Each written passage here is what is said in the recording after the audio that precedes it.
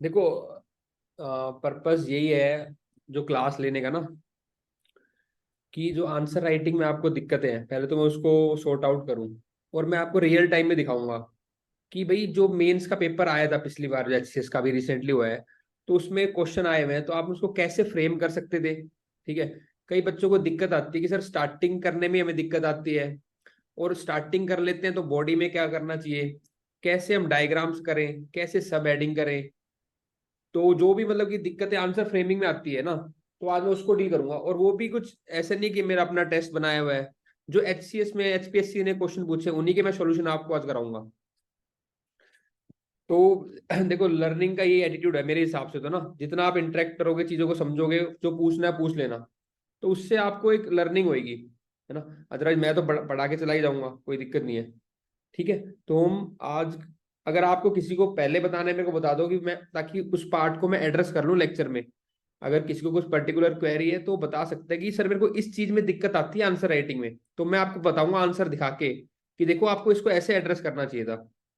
मेरे को तो पता ही है बच्चों को क्या दिक्कत आती है, आपको किसी को लग रहा है कि सर ये पार्ट एड्रेस होना चाहिए तो फायदा है, तो आप मेरे को बता सकते हो। और अगर सबको सब कुछ आता है फिर तो बहुत अच्छी बात है, फिर तो आप बस देखते चलो, मतलब मूवी चलती रहेगी, आप एंजॉय करो उस चीज को। लेकिन मूवी नहीं चल रही है यहाँ पे, हमें पार्टिसिपेट करके एक बढ़िया आंसर राइटिंग डेवलप करनी है अपनी, क्योंकि ये टाइम आपका भी है जो ना आप मेंस आंसर राइटिंग कर सकते हो, ताकि आपका अगर प्री क्लियर होता है तो एक आप एज ले पाओ। ठीक है। अगर किसी को स्पेसिफिक कोई चाहता है कि सर ये दिक्कत आ रही है तो बता दो, मैं करा दूंगा उसको सोल्व अभी लेक्चर के अंदर ही। नहीं तो फिर मैं स्टार्ट करता हूँ। ठीक है। चलो, पीडीएफ में आपको प्रोवाइड करा दूंगा ये, है ना। कोई दिक्कत आएगी आपको आप मेरे से पूछ सकते हो, ये आंसर राइटिंग तो चल ही रहा है हमारा प्रोग्राम, है ना, वो आप ज्वाइन कर सकते हो, ठीक, कोई दिक्कत नहीं है। आप पेपर देखो उसको। तो ये इस बार का जो एचसीएस का मेंस का पेपर है, उसके मैं सॉल्यूशन डिस्कस करूंगा आपके साथ। पहले क्वेश्चन से ही लेते हैं। क्वेश्चन देखो सिंपल था, ऐसा नहीं है। बात ही आती है आप उसको प्रेजेंट कैसे कर रहे हो, मैं वो चीजें सिखाऊंगा आपको। और किन बातों पे ध्यान रखना है, क्या आपको कीवर्ड्स लिखने हैं, ताकि जो आपके मार्क्स है वो 10-20 नंबर बाकी कैंडिडेट से ऊपर ही आए, है ना। अब क्वेश्चन क्या है, analyse the main reason for the outbreak of the revolt of 1857। तो देखो, पहले जब भी क्वेश्चन पढ़ते हैं तो आपको रीडिंग तरीका, आप क्वेश्चन का मेन क्या है कि क्रक्स मेन रीजन, ये आपको देखना है। तो ये मेन चीज है, मेन रीजंस। तो रीजंस पे फोकस करेंगे अपन। ठीक है। किसके लिए 1857 के रीजंस पूछे हुए हैं। अब आप जब भी पढ़ते हो आपकी, है ना, हिस्ट्री मॉडर्न स्पेक्ट्रम पढ़ते हो, कुछ जो भी आपका सोर्स है, तो ये तो बहुत बेसिक हम पढ़ते रहते हैं ना, कि रीजंस क्या है भाई, पॉलिटिकल कोज है, देखो वही मेन मेन चीजें हैं, पॉलिटिकल कोज हो गया, इकोनॉमिक एंड एडमिनिस्ट्रेटिव कोज है, ठीक है, सोशो रिलीजियस कॉजेज है, मिलिट्री कॉजेज है, इन्फ्लुएंस ऑफ आउटसाइड इवेंट्स। ठीक है, ये आपके 1, 2, 3, 4, 5 5 कॉजेज हो गए। अब देखो, ये तो बेसिक बात है, सबको पता है ना। अब मैं आपका इंप्रूवमेंट कैसे, हमें क्या करनी है इसमें। इसमें पहले तो एक हम ब्रीफ इंट्रोडक्शन सा लिखेंगे। ठीक है, आंसर राइटिंग का तरीका ही होता है, पहले आप ब्रीफ एक इंट्रोडक्शन करो। अब इसमें मेन रीजंस पूछे हुए थे, तो जो क्वेश्चन की लाइन है ना, उसी से आप इंट्रोडक्शन बनाओ, और उसी को सब हेडिंग बनाओ, ये पहली बात आपको याद रखनी है। तो रीजंस में देखो, इसने हमने क्या लिखा मॉडल आंसर में आपके लिए। पहला तो एचसीएस हो गया या कोई भी एग्जाम हो गया, तो आपको दो बात याद रखनी है। जो हिस्ट्री है वो it is a temporal science. Temporal मतलब कि टाइमलाइन की बात करेंगे, तो हिस्ट्री का कोई क्वेश्चन हो तो इंट्रोडक्शन में टाइमलाइन जरूर दो, आपके मार्क्स बढ़ेंगे। देखो, मैं आपको आज पूरा सॉल्यूशन नहीं पढ़ूंगा, ये तो पीडीएफ में आपको दे दूंगा। मैं आपको ये दिखाऊंगा कि आंसर में क्या चीज आपको लिखनी चाहिए थी, तो आपके मार्क्स बढ़ जाएंगे उस चीज से, कैसे आपको वैल्यू एडिशन करनी है। तो टेम्पोरल देके मैंने डेट बता दी भाई, इस डेट को क्या हुआ था, 1857 स्टार्ट हुआ था। तो ये बात होगी। और अगर कोई ज्योग्राफी का क्वेश्चन आएगा, तो ज्योग्राफी क्या है, स्पेशियल साइंस है। तो आपको देने चाहिए एग्जाम्पल किसके, जगह के, कि भाई इस जगह पे ये चीज हुई है, इस जगह पे ये चीज हुई है। अगर आप डिमांड समझोगे ना क्वेश्चन की, तो आपके मार्क्स ज्यादा आएंगे। पॉलिटी का कोई क्वेश्चन आए, तो आप कोई कमेटी, कोई आर्टिकल, उससे स्टार्ट करो। हर एक क्वेश्चन की एक थीम होती है, आप उसको पकड़ो, आपके मार्क्स बढ़ेंगे। ठीक है। और जो स्टैट्स का क्वेश्चन आया था इस बार, वो भी मैं लास्ट में डिस्कस करूंगा आज। वो भी काफी डिफिकल्ट, मतलब डिफरेंट डिफरेंट हो गया था, बच्चों ने एक्सपेक्ट नहीं किया था। लेकिन उसको भी हम कैसे मैनेज कर सकते थे वो मैं आपको बताऊंगा, और उसका आंसर भी दिखाऊंगा। तो ये हो गया, पहले लाइन में हिस्ट्री का क्वेश्चन था, इसलिए मैंने एक टाइमलाइन दे दी, आपको डेट दे दी, उसके बाद मैंने रीजन की बात की है, तो इसको भी रीजन को मैंने दो में डिवाइड कर दिया। एक तो इमीडिएट कोज, भाई इमीडिएट कोज क्या था, एनफील्ड राइफल जो यूज हो रही थी, और एक थे उसके अदर रीजन जो कि ओवर द टाइम, ठीक है ना। तो ये अब मेन रीजन में, अदर रीजन में आ जाएंगे आपके पॉलिटिकल कॉजेज। ये मैंने 4-5 कॉजेज आप देख लेना पीडीएफ में, इनको लिख देना, ठीक है। अब इसमें और इंप्रूवमेंट क्या करनी चाहिए आपको, इसमें थोड़ी एक कमी है, मॉडल आंसर में तो कुछ कमी होती है, लेकिन मैं उसको भी इंप्रूव आपको बताऊंगा। तो जब भी आप रीजंस लिखो तो नंबरिंग डाल दो, 1 2 3 4 5, तो ये ऐसे नंबरिंग डाल दो। अब 10 नंबर का क्वेश्चन है, ठीक है, उसके अंदर आपने 5 ब्रॉड पॉइंट दे दिए, और उसके अंदर फिर सब पॉइंट्स दे दिए आपने, देखो ये सब पॉइंट्स दे दिए। तो एग्जामिनर को लगेगा यार कि 10 नंबर का क्वेश्चन है और बच्चे ने इतने 10-12 पॉइंट लिख दिए, तो मेरे को नंबर देने चाहिए उसको। तो इसलिए मैं कहता हूँ आप नंबरिंग डालो, सीधे बुलेट्स मत लिखना अपने आप से, 1 2 3 4 5 6 नंबरिंग डालो। ये साइकोलॉजिकल इंपैक्ट होता है, ठीक है। तो इस पूरे आंसर में आपको क्या बात अच्छी लगी, आपने रीजंस को ब्रेक कर दिया, आपने डेट दे दी, आपने नंबरिंग डाल दी, और एक मैप बना दिया। देखो मैप भी कितना क्रिएटिव, एक इंडिया का मैप बनाया आपने, और उसमें लिख दिया कि भाई ये देखो कि दिल्ली में कौन था, मेरठ में कौन था, ठीक है। तो दिल्ली में आपके आपके बहादुर शाह थे, ठीक है, बख्त खान थे, ठीक है। मेरठ में कौन था, आपके कदम सिंह थे। बरेली में खान बहादुर खान। तो ये अलग अलग जो भी वहां पे संभाल रहे थे उस मूवमेंट को, उनका नाम दे दिया। ये सब चीजें आपने प्री में पढ़ी हुई थी, बस उनको यूज करना है।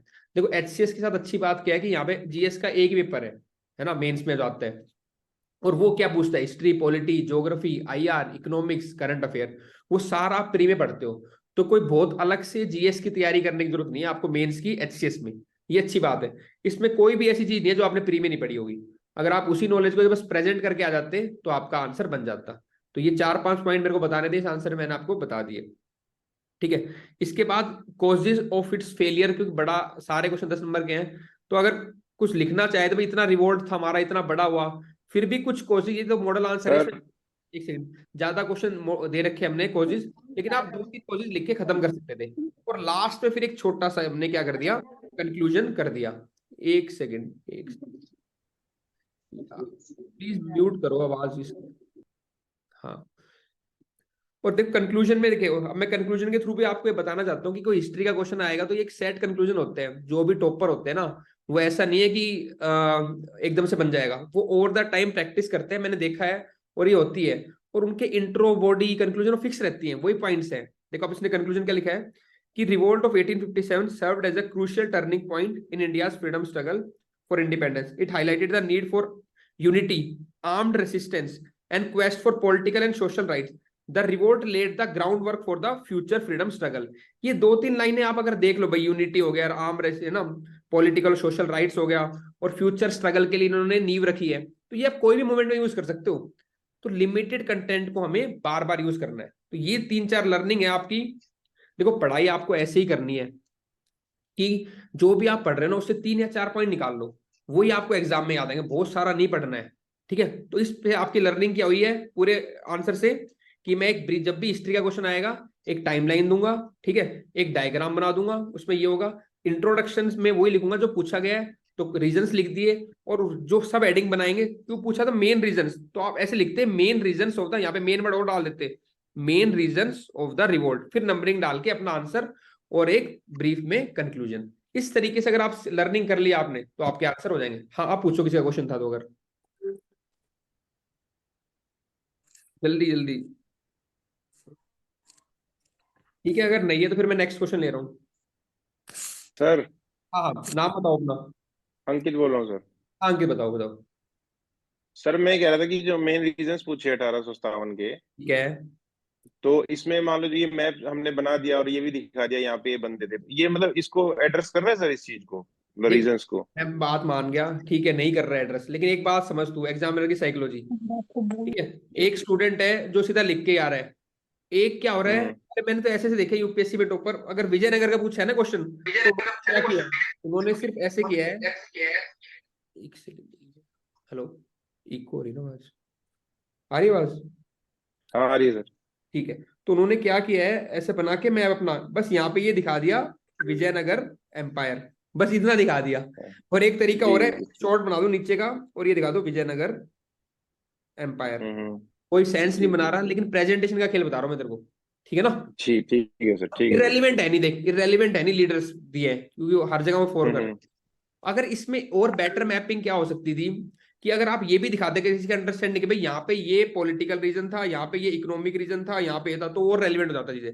पर उतना टाइम और ये हायर लेवल की चीजें हो जाती है, पर इतना बेसिक तो सबको जी याद रहता है, यहाँ पे 5 लीटर थे हम याद करते ही है। तो मैंने चीजें बहुत सिंप्लीफाइड किया आपके लिए जो आप बेसिक याद कर सकते हो। ठीक है ना। जी सर। आगे ठीक है समझ सर। में। ठीक। जी सर। ठीक है, शाबाश। देखो ये मैं कह रहा हूँ आप सीखोगे तभी जब आप उसमें इन्वॉल्व होगे, है ना। कोई यहाँ पे मैं भी बेस्ट नहीं हूँ, कोई भी आंसर वो बेस्ट नहीं है, एक तरीका मैं आपको बता रहा हूँ जिससे आपकी तैयारी सिंप्लीफाइड हो जाएगी, आप रिलैक्स रहोगे। देखो तैयारी का मेन ये सिस्टम होता है कि हम बहुत स्ट्रेस में करते हैं तैयारी। आज आप पेपर देखना, मैं आपको सोल्व करके दिखाऊंगा। अगर हम बहुत रिलैक्स होकर तैयारी करेंगे तो हम बहुत अच्छा परफॉर्म कर सकते हैं, आप इस बात को समझो बस। ठीक है ना। और मेरा पर्पस ये रहता है कि चीजों को सिंप्लीफाइड करके आपको समझा दूं बस मैं। ठीक है। अब ये देखो देखने में इतना बड़ा, उस टाइम जब बच्चे लिख के आए थे पर तो अजीब सा क्वेश्चन लग रहा था ये। लेकिन मैं आपको समझाऊंगा कि कैसे इस क्वेश्चन को अप्रोच कर रहे थे आप, करते आप, और कैसे आप मार्क्स लाते। और आगे भी अगर ऐसे क्वेश्चन आएंगे तो हमें क्या करना चाहिए। Bring out the second question कर रहे हैं, ठीक है, जो लेट ज्वाइन के देख लो, फर्स्ट हो गया discuss. Bring out the contribution of the following personalities in the context of Swadeshi movement during the freedom struggle. अब हर एक बच्चा इसको अलग स्टाइल से करेगा, मैं आपको एक तरीका बताता हूँ कैसे हमें करना चाहिए इसको। क्योंकि बच्चों ने सीधा क्या किया, उठाया ए नंबर, अच्छा ये लिख दिया, इसका क्या है लिख दिया। अब देखो तरीका क्या था, क्योंकि इसने स्वदेशी मूवमेंट के बारे में पूछा है और क्वेश्चन भी कोई छोटा नहीं है ना, 10 नंबर के हैं। तो आप ब्रीफ में पहले क्या कर दो, स्वदेशी मूवमेंट को दिखा, उसके बारे में कुछ बता दो। तो ये देखो मैंने बता दिया स्वदेशी क्या है, इसके अंदर क्या है, वो जो आपको याद है वो लिख दो वहां पे, कोई ये नहीं देख रहा है कितना आपने अच्छा लिखा है, बहुत ज्यादा ये है ना। हाँ स्ट्रक्चर फॉलो किया है वो मैटर करता है मेरे लिए और एग्जाम में। फिर कुछ कीवर्ड डाल देंगे। तो ये तो मान लो बहुत बेस्ट हो गया। अगर आपको ये नहीं है कि इसको कॉपी करना है, आपको जो आता है स्वदेशी मूवमेंट के बारे में वो लिखो, बस आइडिया पकड़ो कि पहले ब्रीफली स्वदेशी मूवमेंट के बारे में लिख दिया। अब मैं हर एक पर्सनैलिटी को डिस्क्राइब करूंगा। ठीक है। और पर्सनैलिटी को भी क्या उसने पूछा, क्या है, क्या पूछा इसमें, कॉन्ट्रीब्यूशन पूछा हुआ है। तो जिसको अगर सीधा आता है सीधा लिख दो, लेकिन मैंने एक फॉर्मेट बनाया है कि भाई ये है पर्सनैलिटी, इसका ये फील्ड था, और फिर मैं उसका कॉन्ट्रीब्यूशन लिखूंगा। अब देखो आप, तो आपको एक ब्रीफ इंट्रोडक्शन हो गया। की फीचर्स ये मत लिखना, ये मॉडल आंसर है इसलिए मैंने दे दिए, जरूरी इतना टाइम नहीं होता आपके पास। आप सीधे आ जाओ contributions of personality in the context of Swadeshi movement. बाकी म्यूट करो बच्चे। हाँ ठीक है। कोई आपको क्वेरी हो तो आप अनम्यूट कर लेना। अब देखो कंट्रीब्यूशन में पहले आपके भारतेंदु हरीश चंद्र, ये मेरे को मानता हूं कि भाई ये पर्सनैलिटी ऐसे तो सबको नहीं पता होगा। लेकिन मैं आज आपको ऐसी चीजें दिखाऊंगा कि कुछ चीजें आपको नहीं भी पता है तब भी आप उसको कैसे एड्रेस करोगे एग्जाम में। दादा भाई नारोजी सब लिख लेंगे, लाला लाजपत राय लिख लेंगे, बाल गंगाधर तिलक लिखेंगे, मदन मोहन मालवीय लिख लेंगे। एक पर्सनैलिटी आ रही है, भारतेंदु हरीश चंद्र। ठीक है। प्लीज म्यूट करो, माइक डिस्टर्बेंस हो रही है इसका भी। हाँ। तो देखो आप दादा भाई एक सोच के देखो, जब आप प्री में पढ़ते हो, मैं अगेन वही मॉडल आंसर आपको मिल जाएगी, मैं आपको बस चीजें बता रहा हूँ। भाई दादा भाई नारोजी का हमें पता है, इकोनॉमिक ड्रेन ऑफ वेल्थ के बारे में बात की थी। ठीक है। बाल गंगाधर तिलक का पता है, मदन मोहन मालवीय का पता है, एजुकेशन अवेयरनेस सोसाइटल इनका, तो हमें इनका आइडिया है। ठीक है ना। अब देखो भारतेंदु हरिश्चंद्र की बात अगर आ रही है तो इसमें पैटर्न क्या है, हमने पहले एक पर्सनैलिटी जो भी है उसके बारे में लिख दिया कि कौन थे ये, रेनाउंड हिंदी राइटर थे। ठीक है। ऐसे ही आप देखो दादा भाई नारोजी के बारे में लिख दिया कि was called as grand old man of India. तो जो भी पर्सनैलिटी पहले उसके बारे में एक लाइन लिख दो, फिर उसका कॉन्ट्रीब्यूशन लिखो। अगर भारतेंदु का देखे, he encourage the use of Hindi as a medium of communication to reach the broader. अब जो भी इनका कॉन्ट्रीब्यूशन हो, मैं आपको नहीं कर, आपको पता होना चाहिए। लेकिन एक बात समझो, अगर आपको किसी का नहीं भी आता है ना, कोई ऐसा फंस जाता है आपके, तो वहां पे जो उसकी बेसिक थीम होगी उस टॉपिक की वो लिखाओ।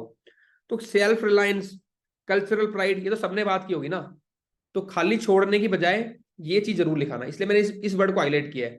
ये क्योंकि इसकी मेन थीम ही ये थी स्वदेशी की, सेल्फ रिलायंस सेल्फ प्राइड। तो आप इतना तो आप कर ही सकते हो। तो ये हो गया भारतेंदु हरिश्चंद्र के बारे में, बाकी आप इसमें डिटेल देख लो। ठीक है। दादा भाई नारोजी का लिख लोगे, इकोनॉमिक ड्रेन की बात की थी, अवेयरनेस किया कि कैसे हमारे लूट कर रहे हैं वो लोग। लाला लाजपत राय ने बाइकआउट की बात की थी।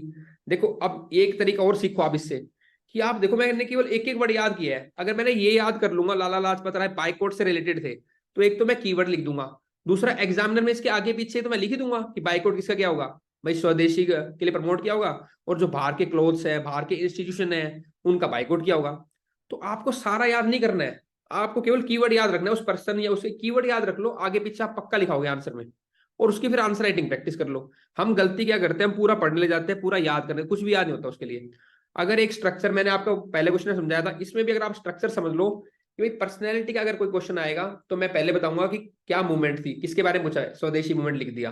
फिर हर एक पर्सनैलिटी के बारे में, वो किस फील्ड से था, क्या उसने काम किया है, फिर उसका कॉन्ट्रीब्यूशन लिखूंगा और एक एक वर्ड से याद कर लूंगा। हाँ भाई, मदन मोहन मालवीय किससे रिलेटेड थे, आप देख लो उसका कि वो एजुकेशन से रिलेटेड थे, ठीक है, तो उसके बारे में लिख दूंगा, एजुकेशन फैलाई होगी।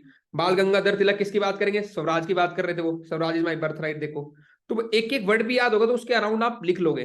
तो तैयारी आपको मेंस की कैसे करनी है, बस कीवर्ड्स याद करने हैं और उनसे एसोसिएटेड लाइन 3 या 4 हर एक टॉपिक पे पॉइंट याद करने हैं, तो आपके आंसर बेटर और टाइमली होंगे और अरेंज्ड होंगे। तो ये हो गए कंट्रीब्यूशन। अब देखो लास्ट में फिर भी मैंने एक कंक्लूजन दिया है, पूछा हो ना हो, ये बेसिक चीजें है। इंट्रो आप दोगे ब्रीफ एक, फिर आप बॉडी लिखोगे और एक ब्रीफ कंक्लूजन दोगे। कंक्लूजन में क्या ही दोगे सोचो, है ना। अगर मैं इसको ना भी पढ़ूं तो यही है, एक तो आप वो लिख सकते हो बेसिक वाला जो स्वदेशी मूवमेंट है, हमने एक मूवमेंट की बात की और आगे मूवमेंट स्ट्रेंथन हुई। या फिर ये लिख दो, इन लीडर्स ने काफी मेहनत की, अवेयरनेस किया, ये करो, ये जनरल बात है, लिख सकते हो। क्या लिखा हुआ देखो, this personality has made invaluable contribution, उनकी तारीफ ही करेंगे ऑब्वियसली, हिस्ट्री में हमें तारीफ करनी है, ठीक है। Swadeshi movement by using unique skill, ये सब हो गया, एडवांस हो गया। Their effort have galvanised Indian masses which were shaping the course of freedom struggle. Obviously बात है, ये सब क्या हो रहे थे, धीरे धीरे कल्मिनेट हो रहे थे, वही चीजें इसमें लिखी हुई है। पर मेरे को आइडिया क्लियर था कि इन्हीं लाइन पे मैं अपना आंसर लिखूंगा या लिखूंगी, ठीक है ना। तो इस तरीके से आपको ये वाला पर्सनैलिटी वाला, देखो मैं हर टाइप के आपको आंसर एक डिस्कस करके दिखा रहा हूँ कि भाई हिस्ट्री का आएगा तो ऐसे करना है, पर्सनैलिटी का ऐसा आएगा, तो आपके दिमाग में मॉडल चीजें बैठ जाएंगी। अगर आप बार बार इस चीज को देखोगे और आप उस बात देखने से नहीं, बात है लिखने से, और फिर आंसर राइटिंग चाहे मेरे पास करो चाहे कहीं भी करो, उस आंसर राइटिंग उसको प्रैक्टिस कर लोगे। मैकेनिकल होना पड़ेगा आपको, ये बात समझो। आप सोचोगे ना एग्जाम में जाके मैं एनालिसिस करूंगा, नहीं हो पाएगा, टाइम कम रहता है। 80 पेज आए थे इस बार, हर एक क्वेश्चन में 4-4 पेज शीट लिखनी थी, 4 पेज लिखने थे। तो वो इंसान कब लिखेगा, जब वो मैकेनिकल होगा अपनी थिंकिंग में। Mechanical in the sense question देखते ही दिमाग में आना चाहिए। अब देखो ये अगला क्वेश्चन मैं समझाता हूँ। Discuss the foundational values underpinning the Indian constitution. अब एक बंदा तो है आपका जो सोचेगा, अच्छा सोशलिस्ट, सेकुलर, ये है ना, सोवर्निटी। एक बंदा ऐसा जिसने कोड के थ्रू, जो मैं अपनी रट्टा मार सीरीज में कराता हूँ आपको, कोड के थ्रू मैंने प्रेम्बल याद करवा रखा है आपको। अब आपको सारे याद आएंगे, फ्रेटर्निटी वेटर्निटी लाइन से आएंगे कोड के थ्रू, एसएसआई आएगा कि एसआई, सेकुलर, सोशलिस्ट, इंटीग्रिटी।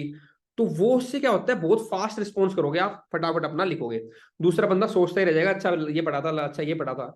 तो वो चीजें नहीं करनी है, इसलिए कह रहा हूँ मैकेनिकल होना बहुत जरूरी है, चीजों को याद करना बहुत जरूरी है। तो ये बेसिक क्वेश्चन था। अब बात नहीं है बेसिक क्वेश्चन तो ठीक है, बात यह है कि आप उसको प्रेजेंट कैसे करोगे। अब मैं प्रेजेंट दिखाता हूँ आपको कैसे करना था। वैल्यूज तो सभी लिख देंगे, सोवरेन, सोशलिस्ट, सेकुलर। अगेन इसमें मॉडल आंसर में एक इंप्रूवमेंट की जरूरत है, वो क्या है, नंबरिंग 1 2 3। आप अपने आंसर में बुलेट पॉइंट नहीं डालोगे, नंबरिंग करोगे। नंबरिंग नंबरिंग साइकोलॉजिकल इंपैक्ट डालता है कि लड़के ने 10 मार्क्स से उसने 10 पॉइंट दिए, तो 8 7 6 नंबर दूं मैं उसको, एग्जामिनर को मजबूर करोगे आप। 4 5 6 7 8 ऐसे नंबर डालो, 9। सोचो 10 मार्क्स का क्वेश्चन था, आपने 10 कॉन्स्टिट्यूशन वैल्यू दे दी, तो एग्जामिनर मजबूर होगा यार 10 पॉइंट तो लिखे हैं लड़के ने, और क्या करूं। एक प्रॉपर कंक्लूजन दिया है, एक प्रॉपर इंट्रोडक्शन दिया है, इस तरीके से काम करना है, ठीक है। और कोई बहुत एक्स्ट्रा ऑर्डिनरी या कोई मान लो बच्चा प्रैक्टिस करा तो वो एक डायग्राम ही बना देता है इसमें, अच्छा ये वैल्यू ऐसे है ये ऐसे, तो वो प्रेजेंट करने का तरीका है। या एक बॉक्स में डाल के कुछ केस स्टडी कुछ दे सकते हो, आपकी पॉलिटी का क्वेश्चन है। अब देखो इसमें सोवरेनिटी है, और इसको मैंने प्रेजेंट टाइम से भी बताया कि हम कैसे सोवरेनिटी को एग्जिस्ट करते हैं, कि फॉरेन पॉलिसी हम इंडिपेंडेंटली बनाते हैं। आगे देखो, सोशलिस्ट है इसलिए मनरेगा है, और कॉन्स्टिट्यूशन में कहां पे है, 42nd अमेंडमेंट एक्ट में। तो ये पहले तो आप इससे आपकी क्या स्ट्रक्चर बना दिमाग में, आपको स्ट्रक्चर बना के चलना है कि पहले वैल्यूज, अच्छा ये वैल्यूज है। दूसरा, कॉन्स्टिट्यूशन में कहां पे है वो, क्या वो वैल्यूज है, और प्रेजेंट टाइम में गवर्नमेंट उनको कैसे इंप्लीमेंट कर रही। हो गया आंसर का स्ट्रक्चर, ठीक है। ये देखो एग्जांपल, आज की तारीख में हम सेकुलर कहां देख रहे हैं, आर्टिकल 25 से 28 ये दिखाते हैं। कोई एग्जांपल आपके दिमाग में वो डाल दो, एग्जांपल जो डाल देगा उसका अगेन एक इंप्रूवमेंट आती है, ठीक है, मतलब मार्क्स बढ़ जाते हैं उसके। ये देखो जस्टिस की बात होगी, फंडामेंटल राइट में इस आर्टिकल से डीएफपीएस में भी है। और example legal provision such as reservation, तो जो रिजर्वेशन है वो अफर्मेटिव एक्शन है, वो क्या करता है, सोशल जस्टिस की बात करता है, ठीक है। Employment for scheduled caste, scheduled tribe, other backward class, aim to rectify historical, social and economic. ये एक एग्जांपल दे दिया, आप कोई भी एग्जांपल दे सकते हो, लेकिन मेरा अगेन पर्पस क्या है, आपको दिमाग में स्ट्रक्चर बनाना कि भाई अगर ऐसा क्वेश्चन आ रहा है तो वैल्यूज लिखूंगा, कॉन्स्टिट्यूशन में कहाँ पे है वो लिखूंगा, और प्रेजेंट में क्या कर रहे हैं उसके लिए वो लिख दो, खत्म, आ गया आंसर। लास्ट में कंक्लूड कर देंगे। अब इनमें से मैंने पढ़ा नहीं है, मैं पढ़ भी लूंगा तो भी कुछ भी लिख, लेकिन मैं भी सोच लूंगा भाई ठीक है, ये वैल्यूज हमारे कॉन्स्टिट्यूशन को एक यूनिक बनाती है ना। एक सेकेंड, ठीक है। तो आप देखो इसमें these values are not just words on the paper, okay, they are the guiding principle that shape the functioning of Indian democracy. और हमारी डेमोक्रेसी इन्हीं वैल्यूज के ऊपर चल रही है, ठीक है। They reflect country's commitment to social justice, equality, और इन सब के कर रही। तो एक ब्रीफ कंक्लूजन जरूर लिख के आना, ठीक है, चाहे 2 लाइन का ही लिखो। चलो नेक्स्ट। अच्छा, फायदा हो रहा है नहीं हो रहा, मैं ऐसे बोले जा रहा हूँ। Yes sir. अच्छा चलो ठीक है, कुछ बाकी सब किसी को नहीं हो रहा? Yes, sir, it's very helpful. चलो ठीक है, शाबाश। हाँ बताओ, आपका डाउट है किसी का, क्या नाम है? Sir rhythm. क्या नाम है? रिदम, हाँ रिदम बताओ। हाँ जी सर, जो सेकंड क्वेश्चन आपने हिस्ट्री का कराया है, हम्म। उसके अंदर आप स्लाइड कर सकते हैं तो? हाँ हाँ, थोड़ा जल्दी बताना ना, बताओ। हाँ बाकी जी सब सर। बोलो। हाँ सर जैसे आपने बताया कि जैसे हमें एक जो है ये जो फ्रीडम स्ट्रगल में इनका कंट्रीब्यूशन था, जो भी मूवमेंट थी, तो कोई ऐसी अगर मूवमेंट आ जाती है जिसके बारे में हमें इतना नहीं पता है, और कुछ ऐसे जो कंट्रीब्यूशन जिनका रहा है उनके बारे में भी हमें कुछ ज्यादा नहीं पता है, तो हम उस क्वेश्चन को कैसे अटेम्प्ट बताओ, करेंगे? ठीक है, थैंक यू। देखो, म्यूट करो बाकी सब एक बार आवाज। हाँ ठीक है, देखो इसमें एक सेकेंड, आ रही आवाज, आ रही है मेरी? Yes sir. ठीक यस है, सर। Okay okay. देखो ऐसा जब भी कोई पहली इसलिए मैंने जानबूझ के उस टाइम आपको बताया था, शायद आपने ध्यान नहीं दिया, दोबारा बता देता हूँ।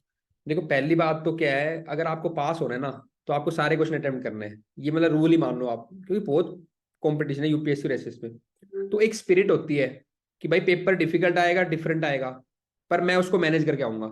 पेपर मेरे मतलब का नहीं आएगा, मैंने पढ़ा है वो नहीं आएगा। प्री में भी मैं ये बताता हूँ, आप लोग सोचो, मैंने भी देखो 5 बार सिविल सर्विस का मेंस लिखा है ना, हरियाणा का लिखा है, फॉरेस्ट का, मैंने बहुत मेंस लिखे हैं, ठीक है। पर मेरा एक्सपीरियंस यही कहता है, जब भी मैंने ये सोचा ना इस बार तो मैं पेपर फोड़ दूंगा, इस बार मैं इतने नंबर लेके आऊंगा, है ना, इस बार मेरी तैयारी है, ये मैंने एरिया प्रेडिक्ट कर लिए हैं, यहाँ से क्वेश्चन आने ही चाहिए, वो नहीं आएंगे बिल्कुल। और टेंशन अलग रहती है, यार ऐसा कैसे आ गया। आप इस माइंड से जाओ, आपका माइंड सेट ही होना चाहिए, पेपर आएगा डिफिकल्ट, पेपर आएगा डिफरेंट, मुझे नहीं पता क्या आएगा पेपर में, लेकिन मैं मैनेज जरूर करके आऊंगा उस पेपर को। अगर देखो आपके पास 20 क्वेश्चन है, आप उसको इक्वल टाइम में डिवाइड करो, ठीक है। कि भाई जैसे यूपीएससी में अगर मान लो 10 मार्क्स का क्वेश्चन आता है, तो फिक्स था मेरा कि 7 मिनट के अंदर उसको खत्म करना है, 15 मार्क्स का 11 मिनट में, ताकि 170 मिनट में पेपर खत्म हो। इरिस्पेक्टिव क्या लिखना है कुछ नहीं लिखना, सब टाइम इक्वल देना है, 1-2 मिनट कभी किसी क्वेश्चन में हो जाती है, पर ये होना चाहिए। अब आपको कोई मूवमेंट नहीं पता है, ठीक है, जैसे इसमें मैंने बताया भारतेंदु हरिश्चंद्र, कोई पर्सनैलिटी नहीं पता है, पहली बात तो एचसीएस में तो खासकर मेजर चीज आएंगी जो आपको पता होंगी, और नहीं पता है तो गड़बड़ी है, वो कंटेंट को सप्लीमेंट करना है, क्योंकि कुछ ऐसा कुछ था नहीं जो आपको ना पता हो, ठीक है। लेकिन कोई पर्सनैलिटी आती है, तो मैंने आपको क्या बताया था, उस थीम का की जो रेफरेंस है वो सभी लोग सपोर्ट करेंगे उस चीज को। इसमें क्या की था इसका, सेल्फ रिलायंस और आपका कल्चरल प्राइड। अगर कल्चरल प्राइड भी याद है, सेल्फ रिलायंस तो याद आता ना, बाइकआउट तो याद आता ना कुछ तो ऐसा चीज जो उसमें बेसिक थीम हो उसकी वो लिखाओ, क्योंकि उसको सारी पर्सनैलिटी सपोर्ट कर रही होंगी, ठीक है ना। आया समझ में? ये मैनेज करने के तरीके हैं रिदम। Yes sir. ठीक है चलो अब देखो नेक्स्ट क्वेश्चन है, distinguish between coming together and holding together models of federalism. Again कईयों को लग रहा होगा डिफिकल्ट है, अगे है ना, हमने तो क्लास में करवाया था ये वाला क्वेश्चन, तो ऐसा कुछ भी नहीं है, ठीक है। लेकिन अब आप समझो कैसे करना था इसको। तो क्वेश्चन में ये तो आप पढ़ लेना कैसे कमिंग टुगेदर क्या होता है, होल्डिंग टुगेदर क्या होता है, एग्जाम्पल सब दे रखे हैं, मैं आपको अगेन स्ट्रक्चर समझाता हूँ। डिस्टिंग्विश करना है कमिंग टुगेदर और होल्डिंग, दो तरीके हैं। पहले तो आप बता दो the concept of coming together federalism, 2 different type of approach, coming together model federalism, holding together, ठीक है। तो या तो ऐसे कर दो आप, एक तरीका ये है, आपने पैराग्राफ लिख दिया। दूसरा तरीका है, अगर किसी को अच्छे क्लियरली आते हैं तो ही और she can make the table. तो डिफरेंस में आप टेबल बना सकते हो, ताकि आपके जो आंसर राइटिंग है वो दूसरी कॉपी से अलग हो जाए। बाकी बच्चे ऐसे लिख के आएंगे, आपने एक टेबल बना दी, एक मोनोटोनी ब्रेक होगी। ये आंसर राइटिंग का थंब रूल है कि आपको आंसर में क्या करना है, मोनोटोनी को ब्रेक करना है, कि सेम सेम ना लगे आंसर, कभी डायग्राम आ रहा है, कभी टेबल आ रही है, कभी फ्लो चार्ट आ रहा है, कभी केस स्टडी आ रही है, ठीक है, इस तरीके से एग्जामिनर को मोनोटोनी ब्रेक, उसको एंगेज रखना है अपने, कभी मैप आ गया तो ये मोनोटोनी ब्रेक करने का एक तरीका था। तो ये ठीक है, पहले आप उन दोनों को बता दो, फिर इंडिया के लिए स्टैंड लो, क्या लेना, इंडिया किस कैटेगरी में है। ठीक है, तो इंडिया हमारा लार्जली किस में आता है, होल्डिंग टुगेदर में आता है। बस कहने से काम नहीं चलेगा, उसके रीजंस बताओ। अगेन यहाँ पे नंबरिंग दो 1 2 3 4, वो देखेगा बच्चे ने 5 6 नंबरिंग रीजन दे रखे हैं। ठीक है, फिर ये रीजन दे रखे क्यों हमने होल्डिंग टुगेदर लिया, और लास्ट में फिर कंक्लूड किया है। देखो सोचो, और कंक्लूजन में हम ये बताएंगे कि भाई ठीक है होल्डिंग टुगेदर है, लेकिन कई बार हम कमिंग टुगेदर पे भी काम करते हैं। कई बार क्या होता है, ये देखो कैसे कोऑपरेटिव फेडरलिज्म की जो बात है, ठीक है, कोलैबोरेटिव फेडरलिज्म, वो सब लिख दो टर्म्स, ये कीवर्ड्स आ गए। ठीक है, ये कीवर्ड जितने भी है जो मेरी रट्टा मार फॉर मेंस है उसके अंदर मैंने कीवर्ड्स करवा रखे हैं आपको। तो कंटेंट लिमिटेड है, उसको यूज करना आना चाहिए बस। अब देखो, however Indian federalism is a unique blend, ये हम पढ़ते हैं प्री में ना कि यूनिक ब्लेंड है हमारा, अलग है दोनों मॉडल का। ठीक है, while it primarily follows holding together model due to strong central authority, it also incorporates elements of coming together. Okay, federal through the allocation of power and responsibility between center and state. While decentralization is a prominent feature, India also incorporates elements of centralization, cooperative federalism to strike balance between unity and diversity in its federal structure. तो ऐसे एक आपने balance answer दे दिया तो obviously आपको marks मिलेंगे। ठीक है, ये हो गया होल्डिंग टुगेदर और कमिंग टुगेदर का। अब देखो, highlight the major changes brought by new national education policy 2020 in the education system. Scheme से क्वेश्चन आया है, स्कीम्स का भी मैं आपको यही कहता हूँ, बस 5 6 पॉइंट याद। अब जो भी किसको 5 6 पॉइंट याद होंगे वो अपना लिखाएगा, भाई क्या क्या चेंज हुए थे, सीधा वो लिख के आता, सीधा क्वेश्चन था। स्कीम के लिए इस बार मैं एक डॉक्यूमेंट लेके आऊंगा आपके लिए, नेशनल स्कीम का सारा कंप्लीट उसमें हो जाएंगे स्कीम्स, क्योंकि प्री के अंदर भी 8 से 9 क्वेश्चन थे उसके अंदर। तो दिसंबर 10 के अराउंड में उसको रिलीज कर दूंगा डॉक्यूमेंट को। ठीक है, वो तो अब डॉक्यूमेंट स्कीम्स की टेंशन नहीं होगी, वहां से मे भी एक चाह तो मैं क्लास भी ले लूंगा, क्योंकि क्लास में इसलिए लूंगा कि डॉक्यूमेंट अगेन बन जाएगा बड़ा, उसमें से याद क्या करना है आपको वो इंपॉर्टेंट है। तो मैं उस क्लास में वो चीजें याद करा दूंगा आपको, भाई ये पॉइंट तो आप याद करके चलना। क्योंकि अगर मैं नेशनल एजुकेशन पॉलिसी पढ़ाता तो मैं आपको 5 से 6 पॉइंट याद कराता, और वही आपको यहाँ लिखने दे भाई क्या क्या चेंजेस नए आए हैं। ठीक है, मेजर चेंजेस। अब देखो जो आंसर लिखा है वो कैसे लिखा गया है, पहले इंट्रोडक्शन आ गया, भाई ये पॉलिसी आई थी ऐसे, इसका GDP investing changes brought about by the new education policy. Question में क्या लिखा है, changes brought about by the new same सब हेडिंग आई हुई है, ये आपको ध्यान रखना है। जो क्वेश्चन में पूछी है वही सब हेडिंग डालनी है, तभी वो एग्जामिनर रिलेट करेगा, यार बच्चे ने सही आंसर किया, जो पूछा है वही दिया है। फिर अंदर चाहे आप कुछ भी लिखो 1 2 3 4। एक तरीका और समझाता हूँ आपको, बच्चे लिखते हैं सीधा, आपको क्या करो, सब हेडिंग बनाओ, early childhood education, school education, attaining foundation literacy and numeracy, multilingual education. ठीक है, अगर आपने सब हेडिंग बना दी, एग्जामिनर अंदर पढ़ेगा भी नहीं, बहुत चांसेस है वो आपका बार बार अच्छा ये कर दिया, टिक टिक टिक।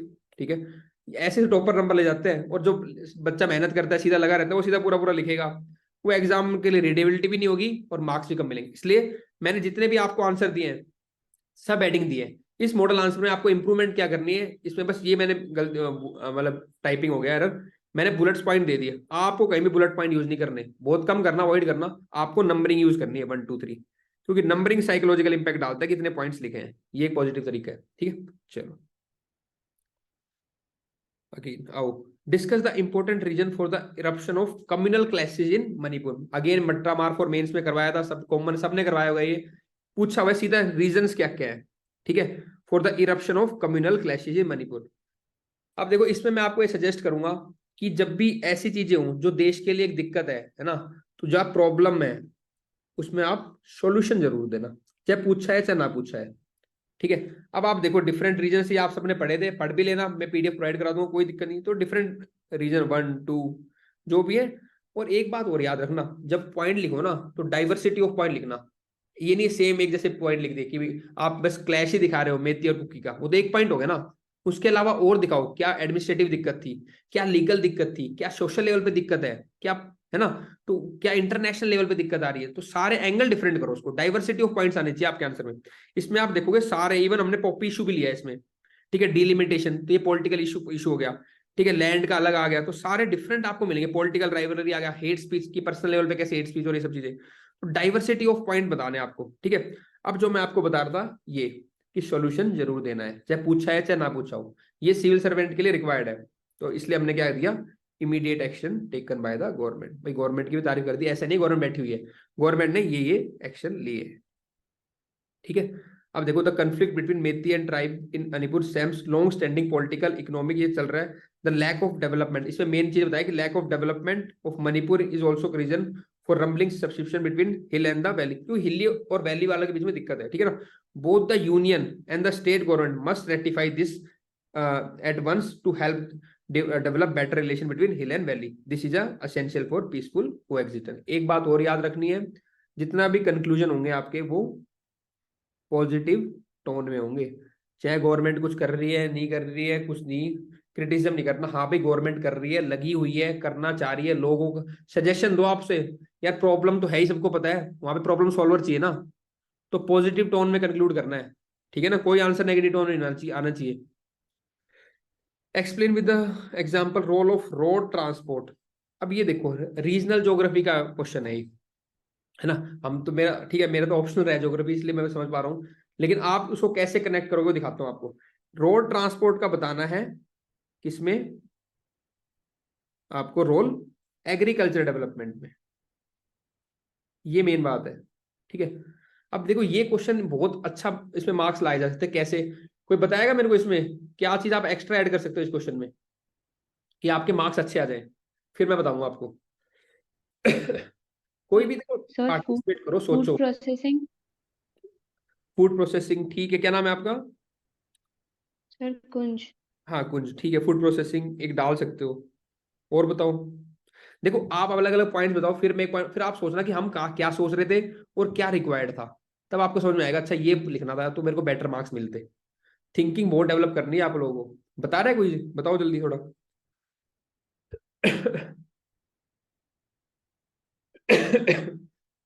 अरे कोई तो बताओ, इतने लोगों, ट्राई नहीं करोगे तो कैसे बनेगी बात, बताओ मेरे को। सर फ्लो चार्ट भी ऐड किया जा सकता शाबाश, है। दो चार्ट एक ऐड कर दो कि भाई डिफरेंट डिफरेंट एरियाज में कैसे क्या कर सकते हैं, ठीक है, शाबाश।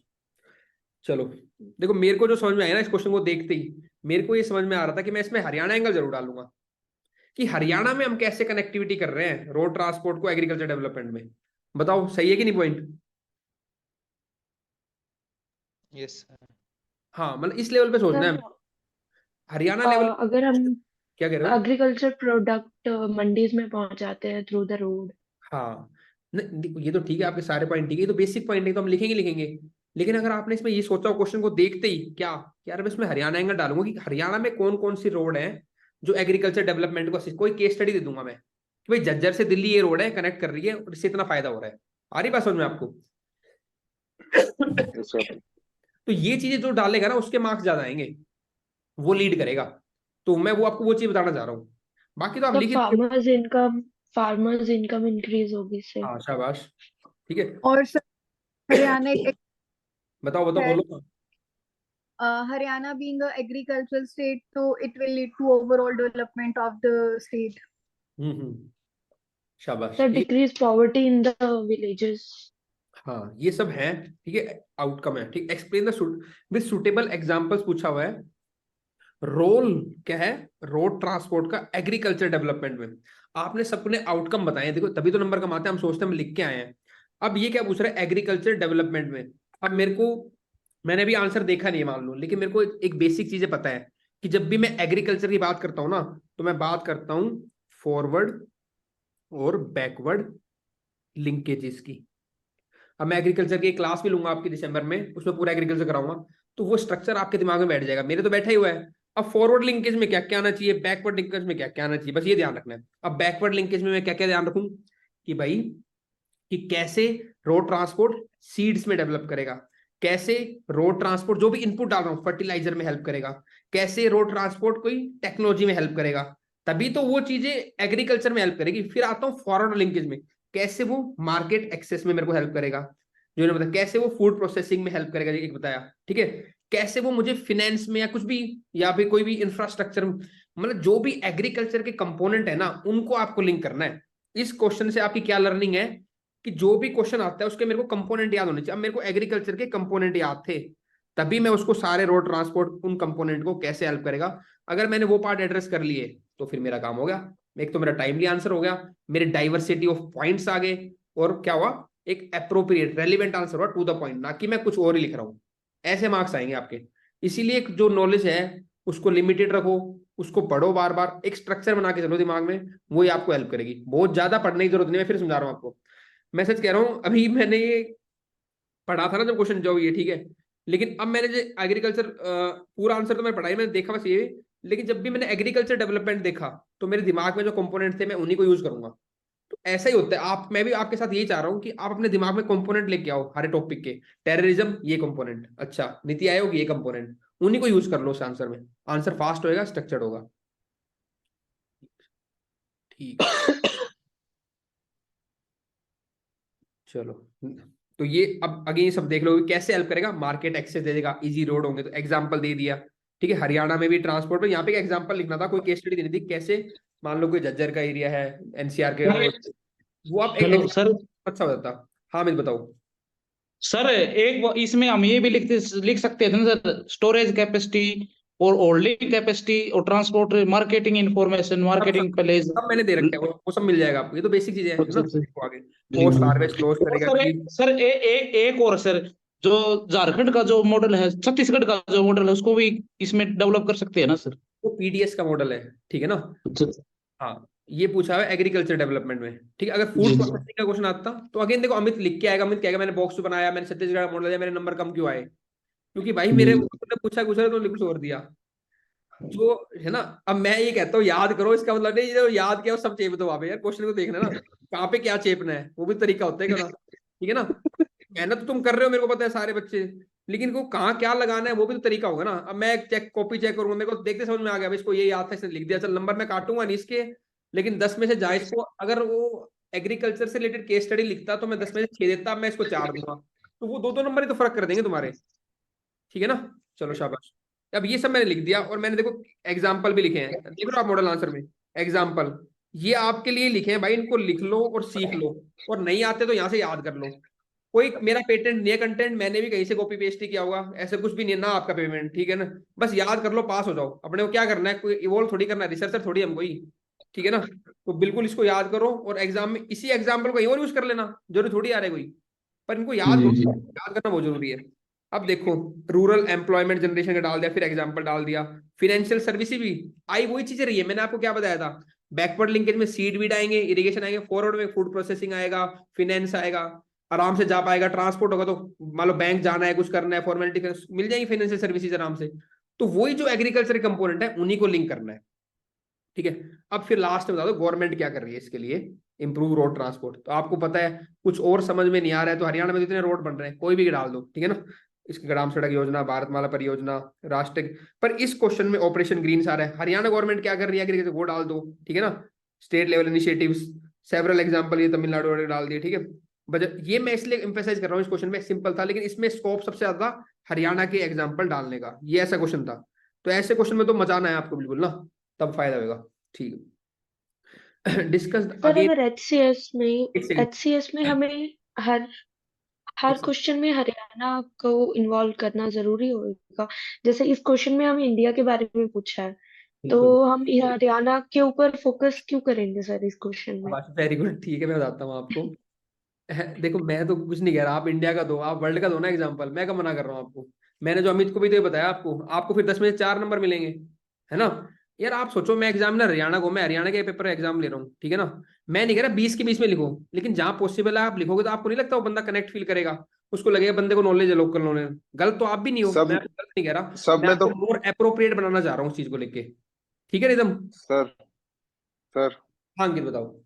सर सर सब में तो पॉसिबल भी नहीं है हरियाणा का मैंने एंगल कहा ही लगाना, नहीं ये सब में, ज्योग्राफी वालों मैंने में नहीं मैंने बनेगा। तुम्हारे साथ 7 क्वेश्चन डिस्कस किए हैं, और मैंने पहले हाँ क्वेश्चन बिल्कुल बिल्कुल सर, ठीक है ना। ज्योग्राफी में ही इन्हीं सर में लगेगा ग्रीन या पॉलिसी में लगेगा बस, और तो बाकी में तो लगेगा भी नहीं। नहीं ऐसा नहीं है अंकित, बात होती है हमने कितनी प्रैक्टिस कर रखी है।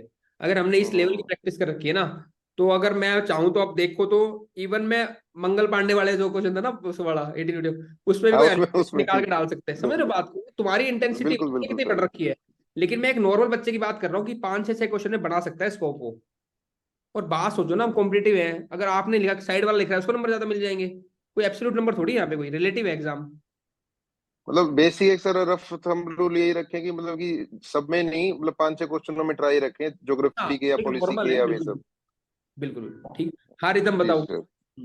सर जैसे जो ग्रीन रेवोल्यूशन की वजह से रोड ट्रांसपोर्ट अच्छा हुआ हरियाणा, पंजाब एंड यूपी में, हाँ तो सर हम उसको सिर्फ रोड ट्रांसपोर्ट का एग्जांपल देखिए कि green revolution is the main reason for the road transport good road transportation in Haryana, Punjab and UP. So this is the only example ना. What we do in the other things like like आवाज जो finance है वो हम सब ये चीज में बात है। इंक्लूड नहीं कर सकते देखो ना. आप मेरी बात सर हर सुनो, एक एग्जांपल बन सकता है. समझ गया आपकी बात में। देखो मैं आप हमारी गलती भी क्या होती है, हम आंसर राइटिंग भी क्यों नहीं करते, क्योंकि हमें लगता है अभी हम तैयार नहीं है, अभी हम सबके एग्जांपल याद नहीं है हमें, यही आप बात कर रहे हो। मैं नहीं कह रहा आप सब में लिखो, ये तो मॉडल आंसर है, मैंने आपको दे दिए, याद कर लेना। अगर आप इनमें से 2 में भी लिखाया तो आपका काम हो गया ना। बच्चे बाकी 1 में भी नहीं लिख रहे, आपने 2 में लिख दिया। आ रही समझ में? मैं नहीं कह रहा ओके एब्सोल्यूट, सर. ये मैं आपको मैक्सिमम दे रहा हूँ। आप इसमें से अगर 20-30% भी रेप्लिकेट कर पा रहे हो तो दैट इज अचीवमेंट। तो जैसे अगर हम ऐसा कर सकते हैं ना कि कोई गवर्नमेंट की जो हरियाणा गवर्नमेंट की स्कीम है related to that road transport, वो हम इसमें इंक्लूड कर सकते हैं. दैट देखो will give you well and good, give more marks. Appreciable, ठीक है ना? या सर लाइक इंडिया का पूछा है तो हम हर स्टेट का इंक्लूड कर सकते हैं, बट इन द लास्ट हम सिर्फ एक गवर्नमेंट स्कीम लिख सकते हैं जो पर्टिकुलरली देखो हरियाणा से रिलेटेड मैंने है. नहीं कहा आपको कि आप इन द लास्ट हम इतना, ये आप अपने आप को लिमिट कर रहे हो। मैं कह रहा हूँ अपने घोड़े खोलो, दिमाग के सोचो क्या और लिख सकते हो। आप कह रहे हो सर मैं इतना ही लिख सकती हूँ, तो वो आप अपने आप को लिमिट कर रहे हो। सर नो, सर सर वो मैं नहीं. अरे हाँ बताओ। सर इसमें जैसे ये मुख्यमंत्री किसान कल्याण योजना, एमपी की राजीव गांधी योजना, छत्तीसगढ़, ये सब मेंशन कर सकते हैं। अगर वो और या सारा रोड डेवलपमेंट से रिलेटेड है तो अप्रोप्रिएट है, जी जी जी जी लिख सकते हो, कोई दिक्कत नहीं है। जी है ना? जी सर। ठीक है आओ। अब आओ, अगेन कॉमन क्वेश्चन था, पेरिनल फ्लड्स आ रही हैं लगातार, अर्बन फ्लड्स हो रही हैं, ठीक है ना, असम में आ रही है, इसलिए क्वेश्चन आया था, मैंने खुद बताया था इंपॉर्टेंट फ्लड्स का आ गया, ठीक है। Discuss the causes of perennial floods in certain parts of India, suggest remedies to minimize losses arising out of these floods. तो अगेन आप, मैं पढ़ भी ऐसे रहा हूं, देखो पहले तो causes एक पार्ट हो गया, जितने भी पार्ट है सारे एड्रेस करने हैं मेरे को इंडिया के अंदर, ठीक है। सजेस्ट सुटेबल रेमेडीज, रेमेडीज दूसरा पार्ट हो गया।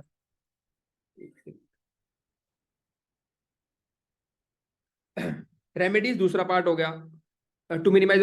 अब देखो अब इसमें क्या चीज है, अब मेरे को तो ये क्वेश्चन देख के भी ना दिमाग लग रहा है कि हरियाणा में कहाँ डाल दूं। मेरे को हमेशा, ठीक है, अर्बन फ्लड्स पे आ गया, मैं गुड़गांव का एग्जांपल डाल देता कि यहाँ पे लगातार हर साल आ रही है पेरिनल फ्लड्स, ठीक है ना, तो आते ही दिमाग में आ रहा है ना, ठीक है। एक सेकंड, अब इसमें दिया है नहीं दिया है वो देख लेंगे, लेकिन मेरे को दिमाग में आ गया, मैं गुड़गांव का एग्जाम डालूंगा, हर साल आ ही रहे गुड़गांव में फ्लड्स, तो अब उसके रीजन अलग है, वो सब डाल देंगे रीजन, ठीक है। एक तो ये हो गया। दूसरा क्या है, discuss the causes of perennial floods in India, suitable example. दूसरा क्या है, ये क्वेश्चन मेरे को ज्योग्राफी का लग रहा है ही ज्योग्राफी का, तो मैं इसमें मैप या फिर लोकेशन जरूर डालूंगा कि भाई यहाँ पे ये रीजन है, यहाँ पे ये रीजन है, यहाँ पे ये रीजन है, यहाँ पे ये रीजन है, तब मेरा आंसर होगा अप्रोप्रिएट। और लास्ट में रेमेडीज डालूंगा, और एक कोई अच्छी कोई सक्सेसफुल किसी ने मैनेज किया है वो भी मैं डाल सकता हूँ। इस तरीके से काम करना है। अब देखो राष्ट्रीय 12 national commission floods as assess total, अब ये अच्छी बात है, देखो डेटा दे दिया, इतना परसेंट एरिया इंडिया के अंदर क्या है, तो डेटा आप दे सकते हो आपके रेलिवेंट। और किसने, मैंने नहीं कहा, ये कमीशन ने कहा है, नेशनल कमीशन ऑफ फ्लड्स।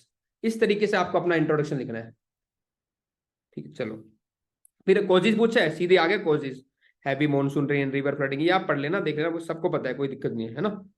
कोई दिक्कत है मेरे से बाद में पूछ लेना, पर ये मैं स्ट्रक्चर पे काम, थिंकिंग पे काम करना चाह रहा हूँ तुम्हारी। अगर आपकी थिंकिंग हो गई और स्ट्रक्चर बन गया तो आप कोई भी आंसर लिख लोगे। अगेन ये सारी चीजें कब आपको फायदा करेंगी, जब आप मैक्सिमम आंसर राइटिंग करोगे। पढ़ने के सुनने से कभी फायदा नहीं है, जितना मैक्सिमम लिखोगे उतना दिमाग में छपेगा, उतना क्वेश्चन को एड्रेस करना आएगा, उतना क्वेश्चन का जो डर है वो खत्म होगा लिखने का। तो लिखना बहुत जरूरी है। ये रीजन हो गए। अब आ जाओ गवर्नमेंट इनिशिएट ऑफ इंडिया क्या क्या इनिशिएट किया है, flood forecasting, flood zone planning, ठीक है, रिवर बेसिन मैनेजमेंट, ये सारे रेमेडीज के अपने डाल दिए। एफोरेस्टेशन, अगेन क्वेश्चन कॉमन था, अप्रोच मैंने आपको बता दी, एनडीआरएफ क्या कर रहे हैं। अब लास्ट में कंक्लूड कर दो, addressing perennial floods in India require multifaceted approach, क्योंकि एक चीज नहीं हो सकता, डिफरेंट है, डिफरेंट जगह है, अलग अलग प्रॉब्लम है, अलग अलग अप्रोच चाहिए, तो मल्टीफेसेटेड अप्रोच चाहिए, ठीक है, जिसमें आपकी इंस्टीट्यूशन इन्वॉल्व होंगे, गवर्नमेंट इन्वॉल्व होगी, इंफ्रास्ट्रक्चर चाहिए, पीपल इन्वॉल्व होंगे। इस तरीके से करना है। इसमें डाल दो पीपल पार्टिसिपेशन, 4P डाल दो, पब्लिक, प्राइवेट, पीपल, जो 4P होते हैं अपने, ठीक है। और केट ऑल्सो वनरेबिलिटी, ठीक है, गवर्नमेंट एक वनरेबिलिटी मैपिंग हो, ये सब कर देना। इसमें शायद दे रखा है नहीं दे रखा पता नहीं, लेकिन मेरे को गुड़गांव का एग्जांपल यहाँ पे सूट कर रहा है, मैं डाल सकता था। अर्बनाइज्ड फ्लैट में इन सिटीज लाइक चेन्नई नहीं मेंशन किया, आप डाल लो इस चीज को, ठीक है ना, अप्रिशिएबल है। How has India's act east policy transformed its relationship with the East Asian countries, ठीक है, एक्टिस का इलस्ट्रेट विद योर आंसर। तो अगेन एक बेसिक बताओ कैसे हमारे डिप्लोमेटिक रिलेशन चल रहे हैं, जो भी है इंडिया, वो बता दिया इन्होंने लुकी एक्टिस्ट के बारे में। तो लुकिस्ट थी पहले, अब हम एक्टिस्ट पे आ गए, ठीक है। India act east has transformed its relation with the Asian country, कैसे ट्रांसफॉर्म, वही लैंग्वेज डालनी है, ट्रांसफॉर्म्ड ये कीवर्ड है, अपने नहीं लिखना, जो पूछा है वही लिखना है। कैसे इकोनॉमिक इंटीग्रेशन हुआ है, ट्रेड हुआ है, इससे फिर ठीक है, फिर क्या ट्रांसफॉर्मेशन है वो बताना है। इंफ्रास्ट्रक्चर बढ़ा है, उससे क्या होगा, ट्रेड बढ़ेगा, है ना, कनेक्टिविटी बढ़ेगी, तो ये ट्रांसफॉर्मेशन हो गया। और हम हाई लेवल पे एंगेज करेंगे, स्ट्रेटेजिक पार्टनरशिप बढ़ी है हमारी, ठीक है, पीपल टू पीपल एक्सचेंज, ये अगेन अब देखो ये सारे क्या है जो मैं IR क्लास में बताता ही हूँ, ट्रेड हो गया, इंफ्रा हो गया, पीपल टू पीपल कॉन्टेक्ट हो गया, ठीक है, आपका सॉफ्ट पावर हो गया, टेक्नोलॉजी हो गया, डिफेंस हो गया, ह्यूमैनिटेरियन असिस्टेंस हो गया, ये सब हम बेसिक पॉइंट, एक IR का फ्रेमवर्क बना लो, इन लाइन पे हमें काम करना है, कोई भी क्वेश्चन आए चेप दो उसको, थोड़ा उसके स्पेसिफिक कर दो, मतलब ये मैनेज करने के तरीके बता रहा हूँ मैं आपको, ठीक है ना, जिसको स्पेसिफिक आता है तो आता है, लेकिन ये तो बेसिक चीजें वही चीज, और क्या करेंगे, सिक्योरिटी में डिफेंस आ जाएगा, डेवलपमेंट असिस्टेंस हो गया, ये कर रहे हैं इंडिया, या तो किसी की हेल्प कर देता है, पुअर कंट्री होती है, अमीर होती है उससे हेल्प ले लेता है टेक्नोलॉजी को, गरीब होता है वो दे देता है, सिंप्लीफाइड करो अपनी तैयारी को, और क्या दिक्कत आ रही है, ठीक है। तो इन सबको देंगे ही हम, कुछ थोड़ा बहुत ले लेंगे, कुछ फायदा हमारे किस लिए होगा कि अभी नॉर्थ ईस्ट में वहां पे स्ट्रेंथन हो जाएंगे हमारे, ठीक है ना, सिक्योरिटी और सब चीजें। फिर भी कुछ चैलेंजेस आ रहे हैं, तो क्या चैलेंजेस हैं, influence of China, trade deficit है, फिर RCEP कंक्लूड नहीं हुआ, एक दो चैलेंज, और लास्ट में एक पॉजिटिव कर लो कि भाई बढ़ रहे हैं डेवलपमेंट, दोनों के लिए फायदा है, बढ़ के काम करो, खत्म काम, ठीक है। आ जाओ, India's membership of Quad has qualitatively altered the security scenario in Indo-Pacific comment. तो अगेन इंडो पैसिफिक की बात हुई है, इंडो पैसिफिक क्वाड की बात हुई है, तो आपको चाहे कि एक आ रहा है नहीं आ रहा, लेकिन जब मैंने आपको रट्टा मार फॉर मेंस में क्वाड कराए थे तो 4 कीवर्ड जरूर कराए होंगे, ऐसे इंडो पैसिफिक कराए होंगे, तो ये कॉमन वर्ड है, फ्री ओपन रूल बेस्ड। जब आपने ये लाइन लिख दी ना तो एग्जाम को लगेगा भाई सही लाइन पे है, बच्चे सीधे लिख के आते हैं, कुछ कीवर्ड डालने जरूरी है, ये कीवर्ड डालो कि इसलिए क्वाड जरूरी है। अब बात कर रहे हैं कि सिक्योरिटी के सिनेरियो कैसे अल्टर किया है, तो सिक्योरिटी में अंदर तो आप लिख ही लोगे, लेकिन आप एक बेसिक सोचो, क्या करेगा, एक्सरसाइज कर लेगा, एक कोऑपरेशन कर लेगा, एक यूनिफाइड होके डिसीजन ले लेगा, तो उससे सारा सिक्योरिटी सिनेरियो क्या होगा, अल्टर हो जाएगा। बस अब वही क्या होगा, मैरीटाइम सिक्योरिटी में एनहांस हो गई है, डेटरेंस अगेंस्ट एग्रेसिव बिहेवियर, क्योंकि अभी एक साथ आ गया, फ्री ओपन उसको ट्रेड को या मूवमेंट को प्रमोट करेगा, इंफ्रा डेवलपमेंट, ह्यूमैनिटेरियन असिस्टेंस कहीं भी हम वो भी करते हैं, इकोनॉमिक सिक्योरिटी, ये सब अगेन क्या है, सब हेडिंग में पॉइंट्स आपने डाल दिए। अब ये देखो next question, how is India's nuclear policy evolve from being threat, तो पहले कैसे थ्रेट दिख रही थी और फिर बाद में कैसे गारंटी ऑफ पीस आ गया। तो इसमें सीधी सीधी बात आ रही है कि जब थ्रेट था ना, तो हमने जो शुरू में टेस्ट किए थे दो, स्माइलिंग बुद्धा और पोखरन, उसके बाद हमारे मतलब कि एक नई नई ऑर्गेनाइजेशन बनी थी, जैसे जब स्माइलिंग बुद्धा किया हमने तो उसके बाद बनी NSG, ठीक है ना, न्यूक्लियर सप्लाई ग्रुप। जब हमने पोखरन 2 किया तो फिर उस टाइम NPT चल रही थी और हमने NPT भी साइन नहीं की। तो ये सब क्या दिखा रहा है कि हमारे जो न्यूक्लियर वर्ल्ड उसमें क्या मान रहा है कि थ्रेट है हम लोग, कि हम लोग न्यूक्लियर अगर बना रहे तो थ्रेट है, ठीक है ना। लेकिन धीरे धीरे हमने कुछ ऐसे प्रोविजन लेके आए जैसे नो फर्स्ट यूज, जैसे कि ठीक है USA हमारा जो 1, 2, 3 एग्रीमेंट साइन हुआ वो, तो ऐसे ऐसे करके फिर हमने क्या बायलेटरली कुछ लोगों से बात, कंट्री से समझाया उनको, है ना, कि देखो हमारा ऐसे पर्पस है, तो एक कॉन्फिडेंस बिल्डिंग मेजर्स लिए हमने, ये कीवर्ड आने चाहिए। देखो strong institutional measure for nuclear weapon, हमने खुद अपने आप को इतना स्ट्रॉन्ग किया 3 टियर में कि भाई देखो हम ऐसे यूज नहीं करेंगे, एक हमारा पूरा प्रॉपर तरीका है तब यूज करेंगे, और हम इसको केवल डेटरेंट के लिए यूज कर रहे हैं। तो ये सब चीजें हमने दिखाई वर्ल्ड को, तो हम किस लिए आगे, हम किस में आगे, गारंटी ऑफ पीस के, हाँ भाई ये पीस के लिए है, इन्होंने बस इसलिए रोका है ताकि आसपास नेबर में क्या रहे, एक स्टेबिलिटी बनी रहे, वर्ल्ड में एक ऑर्डर बना रहे। तो ये वर्ड डाल दो आप, नेबर स्टेबिलिटी वर्ल्ड ऑर्डर, खत्म बात। अब देखो ये मैंने कहा ना bilateral agreement and confidence building measure, मतलब वर्ड आ रहे थे मेरे दिमाग में, कॉन्फिडेंस बिल्डिंग मेजर, बायलेटरली हमने एग्रीमेंट किए भाई नहीं करेंगे तुम्हारे साथ, नहीं करेंगे, ये कॉन्फिडेंस बिल्डिंग मेजर्स किए, तब जाके उनको लगा कि भाई ये क्या कर रहे हैं, पीस के लिए काम कर रहे हैं, ठीक है। और ये सब बता दिया लास्ट में कंक्लूड करें भाई, हमारे जो भी नो फर्स्ट यूज पॉलिसी हो गया, हमारे डिप्लोमेटिक एफर्ट्स रहे कि हम समझा रहे हैं लोगों की हम पीसफुल यूज करेंगे, ठीक है, और हमारे क्लीन एनर्जी इनिशिएटिव, इन सब से हम क्या हो गया, अब ट्रांसपोर्ट आगे, जो पहले थ्रेट था अब वो वर्ल्ड पीस को एंश्योर करने के लिए न्यूक्लियर वेपन हम यूज कर रहे हैं। ये आंसर हो गया। लिखने का तरीका देखो, ठीक है ना, GST is a game changer. अब जब गेम चेंजर की बात आ गई तो इसके आप पॉजिटिव लिखोगे, भाई कैसे कैसे जो पहले सिस्टम था उसको इसने ट्रांसफॉर्म कर दिया, ठीक है ना। और कमेंट है, पर फिर भी कमेंट है तो कुछ अपनी राय भी दे देना लास्ट में, क्या कोई दिक्कत है, ठीक है ना। तो हाँ भाई है इस तरीके। अब ऐसे जो क्वेश्चन है ना, उनमें एक डायग्राम आता है टाइमलाइन वाला, ये कि पहले ये वॉल हुआ था 2000 में, फिर दो, इसमें से आपको अगर सारी बातें याद नहीं आ रही ना, अगर 3 से 4 बातें भी याद है तो उनको इवेंट को ऐसे प्रेजेंट कर दो टाइमलाइन पे। तो ये एक तरीका हो गया, अगेन एग्जामिनर की मोनोटोनी ब्रेक करेगा कि कैसे जीएसटी इवॉल्व हुआ है इंडिया के अंदर, ठीक है। अब उसको बता दो कैसे गेम चेंजर है ये।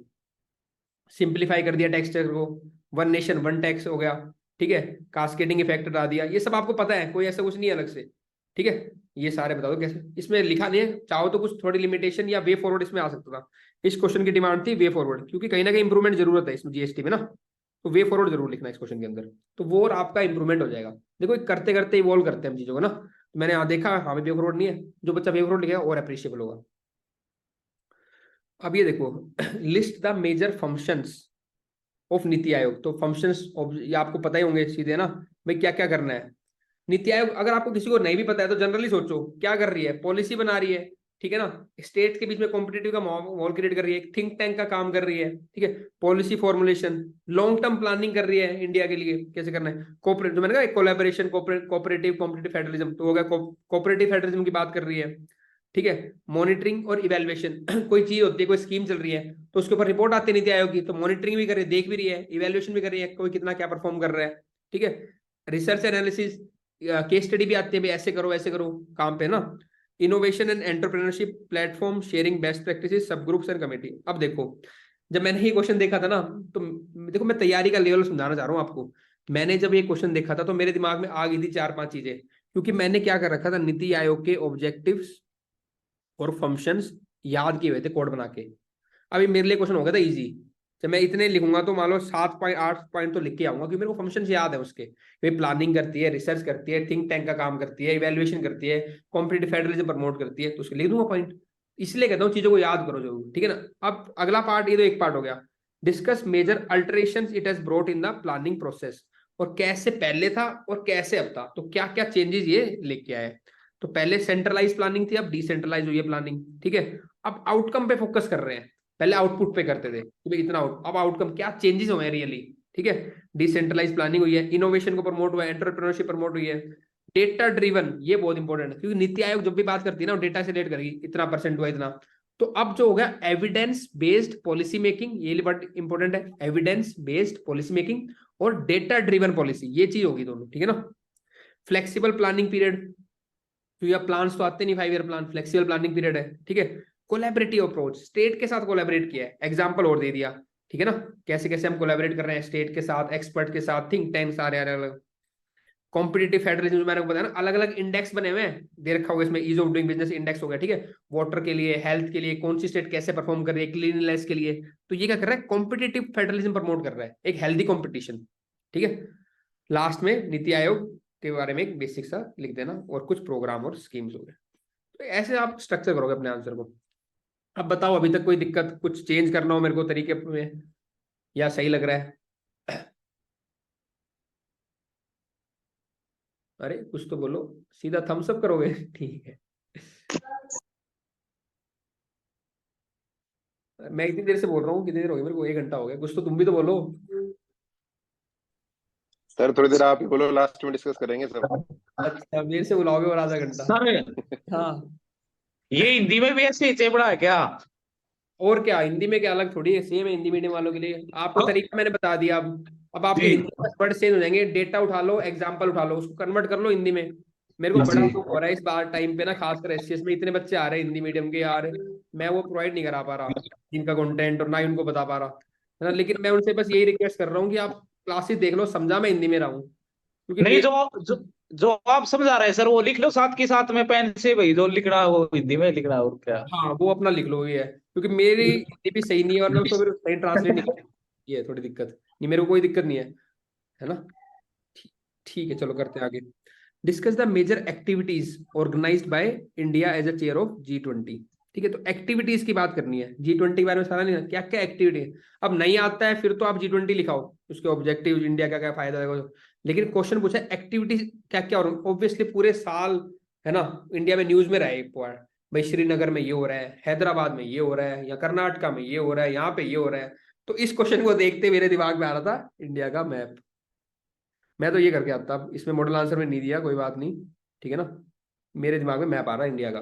मैं बताता भाई गुड़गांव में ये एक्टिव हुई थी, श्रीनगर में ये हुई थी, हैदराबाद में ये हुई थी, बेंगलुरु में ये हुई थी, सूरत में ये हुआ था, नॉर्थ ईस्ट में ये हुआ था, दिल्ली में हुआ था। ऐसे करना है काम, एक तो मैप बनता, बाकी अपनी एक्टिविटी। ये इसका कैच था मैप का मेरे हिसाब से, जो एच दिलाएगा आपको। तो G20 के बारे में बेसिक इंट्रोडक्शन आप दोगे ही, ठीक है। इंडिया का बताओ, इस बार थीम है, होस्ट कर रही है, ठीक है। ये सब चीजें चेयर है इंडिया के पास। और लास्ट में सम ऑफ द मेजर एक्टिविटी, ये एक्टिविटी हुई थी G20 T20 मीटिंग, ठीक है। थिंक 20 G20 हेल्थ मिशन कहाँ पे हुई थी, क्या क्या हुई थी आप देख लेना। G20 डिजिटल इकोनॉमी, शेपरा ट्रैक हुआ था, यूथ हुई थी, ठीक है। जम्मू कश्मीर में जो मैंने बताया, अरुणाचल में, नॉर्थ ईस्ट में। तो अगर आपको पता है तो आप मैं पहले ही बना दूंगा ना, अरुणाचल में ये हुआ, यहाँ पे हुआ, तो स्टार्टअप एंटरप्रेन्योरशिप ग्रुप हुआ, ठीक है। फिर इंडिया की प्रायोरिटीज क्या थी, ये एक्स्ट्रा में, ये क्वेश्चन की डिमांड थी, ठीक है। एक सेकेंड,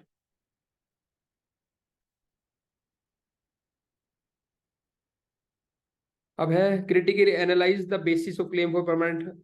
अगेन ये आप देख लेना, है ना। मैं एक और पहले मैं एक बार लास्ट क्वेश्चन डिस्कस करता हूँ जो मेरे को मेन लग रहा है ना, उसके बाद मैं वापस आऊंगा कुछ जो लगेगा। एक second. How would you illustrate diagrammatically the following kinds of numerical data, give brief reason of your choice. ठीक है, ये मेरे को मेन लग रहा है क्वेश्चन, जो आपको, जिसकी आपको गाइडेंस की जरूरत थी, ठीक है। बच्चों को आया भी नहीं, या आता है सबको ये वाला क्वेश्चन, बताओ।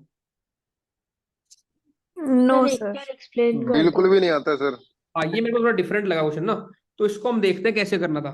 अब देखो, how would you illustrate diagrammatically पूछा हुआ है, फॉलोइंग, ये आपको डेटा दे दिया, आप इसको कैसे डायग्रामेटिकली प्रेजेंट करते, और रीजन पूछे हैं कि ऐसा क्यों करोगे आप भाई इसको, ठीक है। तो मैं आपको एक एक कीवर्ड बताऊंगा कि मैंने ऐसा क्यों चूज किया है, तो अगली बार अगर क्वेश्चन ऐसा आएगा तो आपके दिमाग में फ्रेमवर्क रहेगा।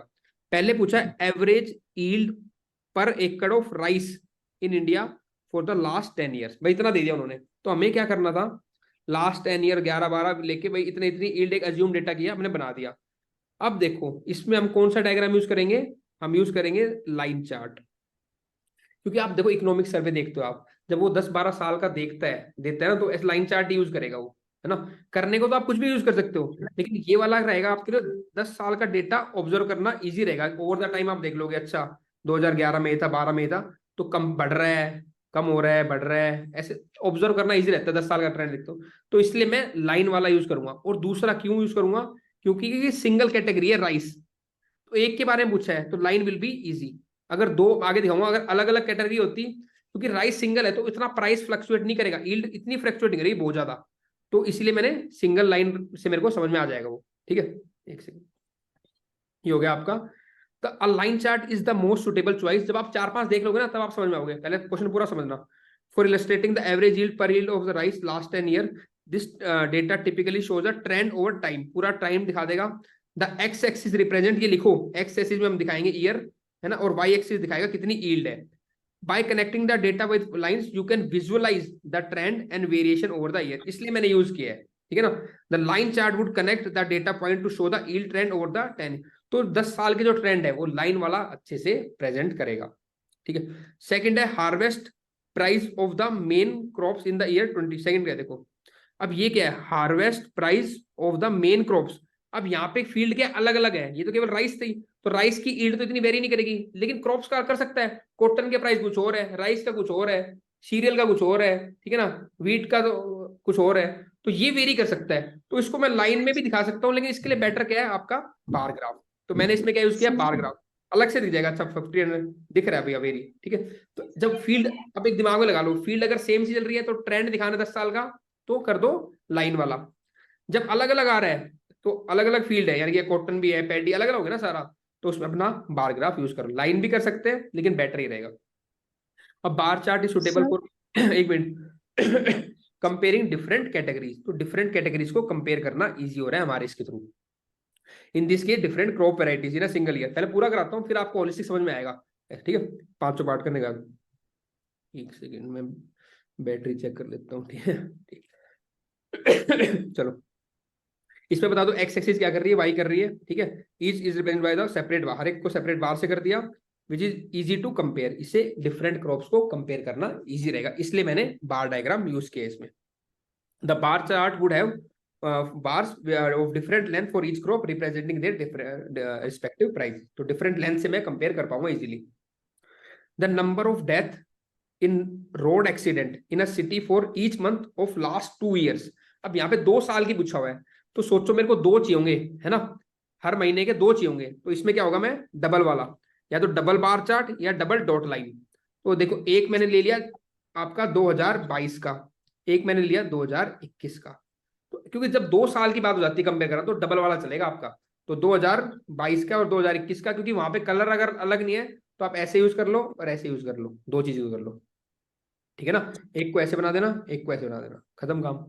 तो 2 साल में डबल या तो डबल डॉट ऐसे वाला, पर ये बेटर लग रहा है मेरे को, एक वैरायटी भी आ गई आपके आंसर में और आपने ऐसे कर, फिर हर मंथ का कर दो, जनवरी फरवरी मार्च अप्रैल, इसको ऐसे। Each month has 2 bars, 1 for each year, ठीक है, allowing for the easy comparison. ये सब हम किस लिए कर रहे हैं कि कंपैरिजन इजी हो जाए, बनाने को सब में एक ही बना देता, अलग अलग क्यों दिखा रहा हूँ, जिसमें जो बेस्ट रहेगा वो यूज करेंगे। इसमें ये बताया कि एक्स पे ये डालना है, वाई पे ये डालना है, ये बेसिक चीजें होगी। अब आपको एक लैंग्वेज मिल गई, तरीका आ गया, ठीक है।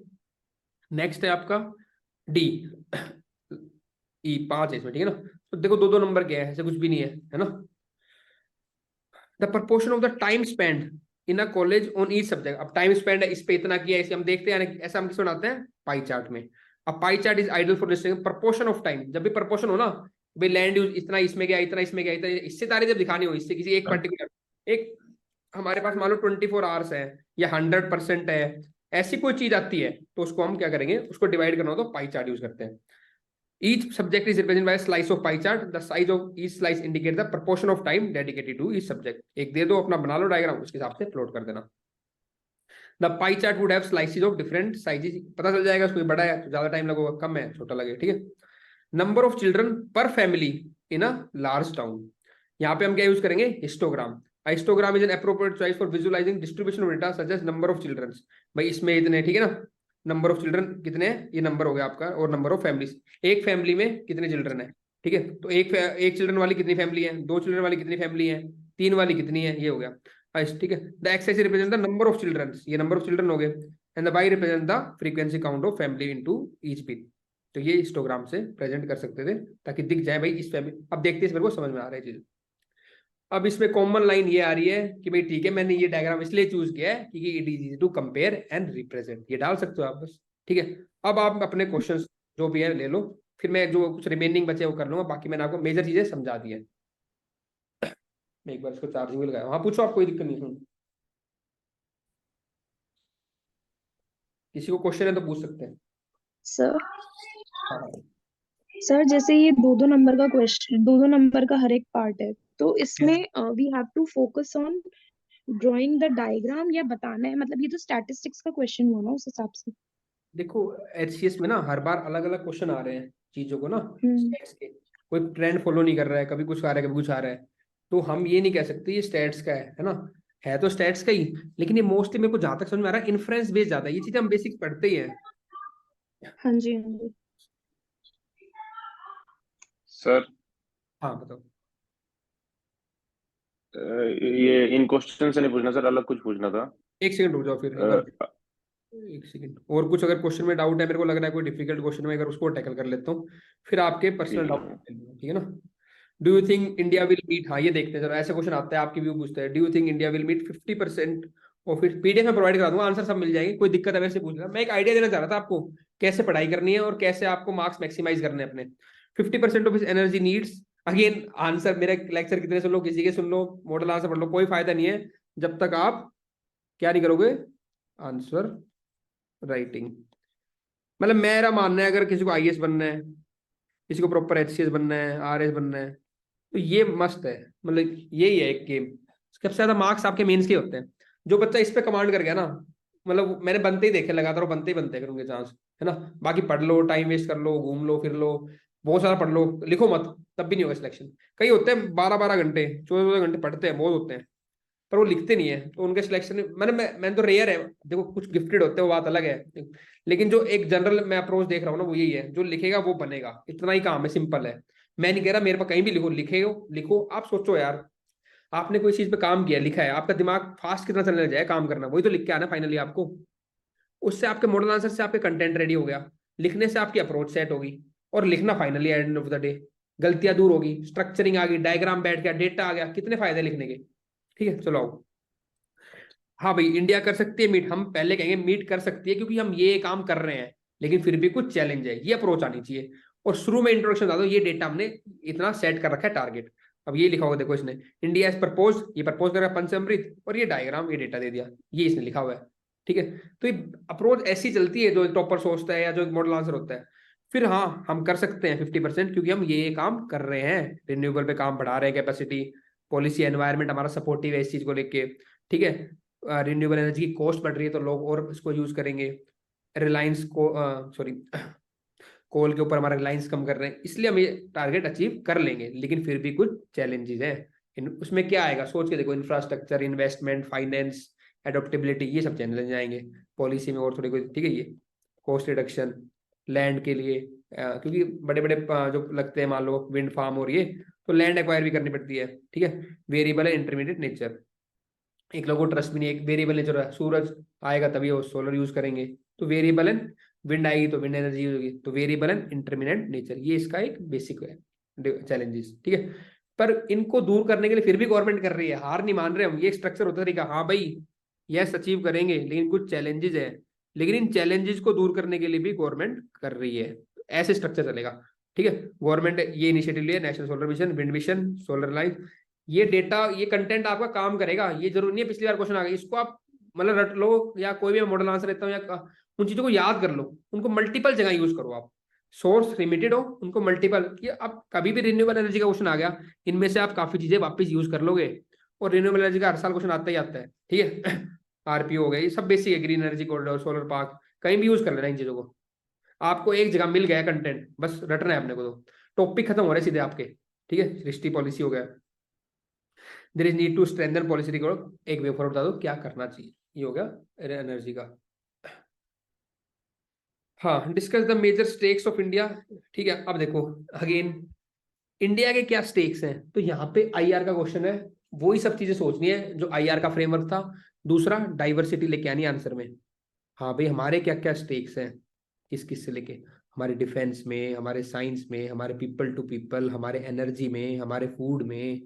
ठीक है, एक मैंने वीडियो बनाई थी बहुत छोटी की, है ना, क्या इम्पैक्ट पड़ेगा यूक्रेन का और रशिया वॉर का इंडिया के ऊपर, बस 3-4 मिनट की बनाई, सोचो। मैं छोटी बनाता हूँ सीधी, काम उसमें सारे पॉइंट दे रखे थे भाई, हमें वहां सनफ्लावर इम्प्रोव करते हैं, हम ऑयल करते हैं, हम डायमंड बेचते हैं, जो भी है, तो सारे इम्पैक्ट आ जाते हैं इसके अंदर, चल ही रहा था न्यूज में ना। ठीक है, वो सब एनर्जी हो गया, डिफेंस हो गया, बस करना कैसे है, सब एडिंग डाल के, जब आपने सब एडिंग डाल तो मैं समझ रहा हूँ ना, बच्चे ने लिखा है इतना। ठीक है, तो सब एडिंग डाल के करना है, यूनाइटेड नेशंस, इंटरनेशनल फोरम्स पे, इकोनॉमिक इंटरेस्ट, ग्लोबल ऑर्डर पे फर्क पड़ेगा, ह्यूमैनिटेरियन कंसर्न होगा। ठीक है, हमारे वहां पे लोग हैं फंसे हैं, डिप्लोमेटिक एंगेजमेंट में दिक्कत है, ये सब फर्क पड़ेगा। ठीक है ना, और लास्ट में कंक्लूड, अप्रोच समझो, कैसे आंसर को अप्रोच करना है, आईआर का कैसे अप्रोच करना है, ज्योग्राफी का अप्रोच समझना बहुत जरूरी है, ये तो मैं प्रोवाइड करा ही दूंगा आपको।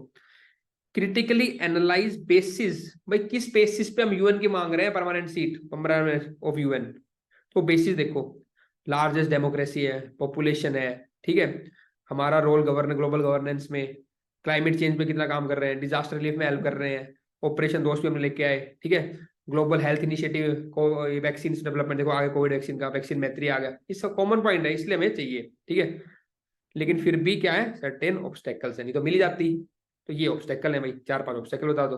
ठीक है, ये बल्कि ज्यादा ही बता दिया, आप 4-5 बता दो काम चल जाएगा। अब इसमें लास्ट में बता दो कैसे हम इसको अचीव कर सकते हैं, भाई फॉर्मेशन ऑफ G4 किन किन को देनी चाहिए, क्या करके, इस तरीके से कंक्लूड कर दो। 15 हो गया। ठीक है, बस बाकी मैंने कर ही देते। ठीक है, तो मेरे हिसाब से ये वाला पोर्शन मैं अभी एंड कर देता हूँ। ठीक है, अब आपके क्वेश्चन वाला पार्ट कर लेता हूँ। फिर भी कोई दिक्कत है ना, ये नंबर है, ठीक है, इस पे आप कभी भी व्हाट्सएप और कर लेना मैसेज वैसेज, जब भी टाइम लगा मैं टाइम देकर अपना कॉल करके डिस्कस। मेरा अगेन इंटरेस्ट यही है कि आप लोगों की प्रिपरेशन सिंप्लीफाइड हो और स्ट्रेस फ्री हो, ये दो काम करने अपने को। ठीक है, हेल्प के लिए मैं आपके हमेशा अवेलेबल हूँ, कोई दिक्कत नहीं है। ठीक है, जो भी नॉलेज इतनी तो नहीं है मेरे को, जो भी है गाइडेंस जो प्रॉपर है मैं आपको गाइड कर दूंगा, कोई दिक्कत नहीं आएगी उसमें। हाँ, आपको ठीक है, आपने किया है तो आपसे थोड़ा एक्सपीरियंस मेरे को ज्यादा है, तो जो गलतियां मैंने की है या जो मैं सीखता हूँ टॉपर से, ठीक है ना, कैसे आपको करना चाहिए वो मैं आपको कन्वे कर दूंगा, तो आपका टाइम बच जाएगा, एफर्ट बच जाएंगे। ठीक है, अब आप क्वेश्चन ले सकते हैं।